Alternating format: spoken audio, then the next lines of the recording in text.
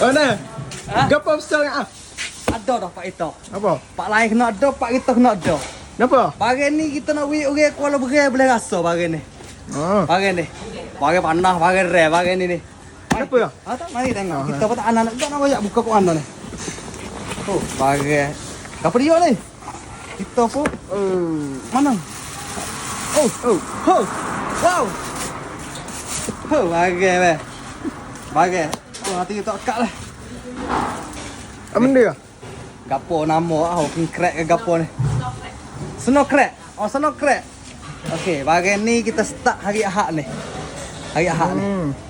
Masak kaya tu kita nak buat sos. Sos benar ni kita nak steam. Nak kukuh. Nak kukuh. Okey, kalau begitu tu. Okey, kalau boleh. Oh, kalau boleh pula. Kalau begitu tu boleh. Boleh mari rasa ni.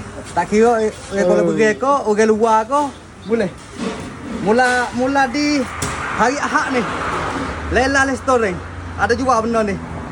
Ada juga ya pun, ada juga Lela pun. Bagian ni tak dekat ni bagian. Baik. Ni ada lagi ni. Ni. Tengok. Kita ambil 3 kotak. Ada berapa? 3 kotak. 3 kotak. Lalu. Dah nak jual. Heh. Ada. Bagian ni. Siapa nak makan boleh mari. Lela Restoran. Lela Restoran Kuala Berai. Bagian ni Kuala Berai boleh mari cuba. Baik. Okey. Assalamualaikum. Waalaikumsalam.